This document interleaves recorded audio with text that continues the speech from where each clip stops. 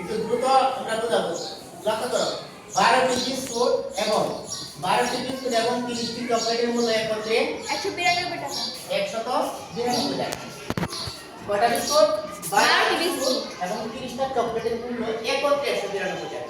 তুমি যদি দোকান থেকে 12টা বিস্কুট এবং 30টি চকলেট কিনো, তখন দোকানদার তোমাকে বলবে যে আপনি আমাকে 192 টাকা দিন। এটাতে কত টাকা দিতে হবে? 192 টাকা।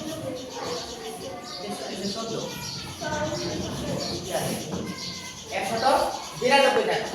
বুঝতে পারছো? দেখো এখানে তোমাকে একটু বলে দিচ্ছি যে একটা বিস্কুটের মূল্য কয় টাকা? তুমি যে জিনিসগুলো কিনলা 192 টাকা দিবা, তুমি হিসাব করে দিতে দিবা। এটা কোন জিনিসের কত দাম? সেই 192 টাকা তোমার কাছে চাইলো সঠিক চাইলো কিনা? বুঝতে পারছো?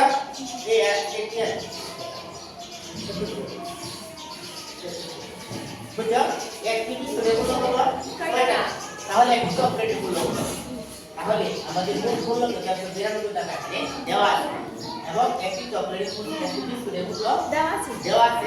ওইটা রেফারেন্সে আমরা কি করতে পারবো? একটি চকলেটের মূল্য বের করতে পারবো। প্রথমে আমরা কি করব? একটি বিস্কুটের মূল্য দেওয়া আছে, আমরা 12টা বিস্কুটের মূল্য কত আমরা বের করব। বুঝতে পারছো? দেখো এখানে দেওয়া আছে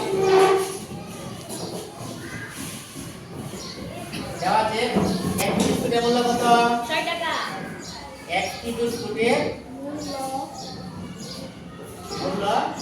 6 টাকা। 6 টাকা। লক্ষ্য করো কয়টা বিস্কুটের মূল্য বের করতে হবে? 4 বিস্কুট কয়টা? 12টি। কম হবে না বেশি হবে? বেশি হবে। ঠিক আছে? বেশি হলে কি হয়? গুণ হয়। 6 গুণ 12 ঠিক। 6 দিয়ে 2 গুণ করলে 6 দিয়ে গুণ করতে 12 হাতের মধ্যে 1 6 দিয়ে 6 1 7 72 টাকা। তাহলে আমরা দেখো 12টা বিস্কুট এবং 30টি চকলেটের মূল্যের মধ্যে আমরা কি 12টা বিস্কুটের মূল্য আমরা পাই? জি স্যার। ঠিক আছে? এখন আমরা কি করব? এই মোট মূল্য থেকে যদি আমরা 12টা বিস্কুটের মূল্য বাদ দিই, তাহলে কি 30টা চকলেটের মূল্য থাকবে না? এখান থেকে আমরা কি করব? একটা চকলেটের মূল্য বের করতে পারবো। 12টি বিস্কুট এবং 30টি চকলেটের মূল্য একত্রে কত? 192 টাকা। 192 টাকা। দেখা বোঝা যায়? জি স্যার। তাহলে আমরা কি 12টি বিস্কুটের মূল্য পেলাম না? জি তাহলে স্যার। আমরা লিখব যে 12টি বিস্কুটের মূল্য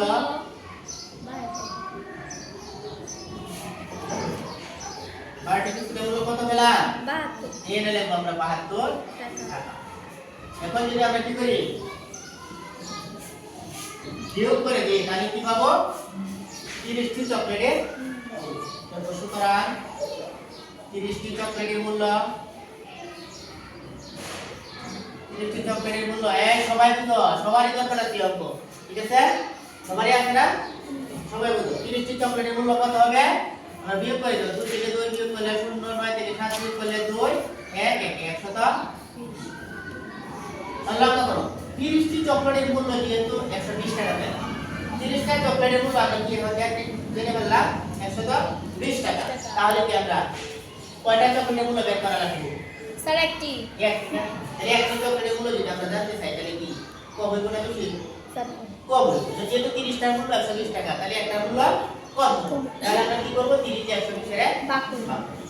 ঠিক আছে? তাহলে সুতরাং একটি চকলেটের মূল্য কত হবে? কম হলে কি হয়? স্যার ভাগ। 120 এর আমরা 30 দিয়ে কি করে দিব? ভাগ করে দেব। যখন 120 এর 30 দিয়ে ভাগ করলে একদম সিম্পল। ঠিক আছে? শূন্য এখানে আছে, এখানে আছে, একটা আমরা শূন্য কি করব? ভাগ দিব। ঠিক আছে? তাহলে কত? 3 দিয়ে 12 ভাগ করলে 3 4 গুণে 12 তাহলে একটি চকলেটের মূল্য কত হলো? 4 টাকা। 4 টাকা। তাহলে আমরা কি জানতে চাওয়া হয়েছে? একটি চকলেটের মূল্য কত টাকা? হ্যাঁ? সুতরাং একটি চকলেটের মূল্য কত হলো? একটি চকলেটের মূল্য কত হলো? 4 টাকা। উত্তর 4 টাকা। বুঝতে পারছো? জি। সমস্যা আছে? একদম সিম্পল। ঠিক আছে?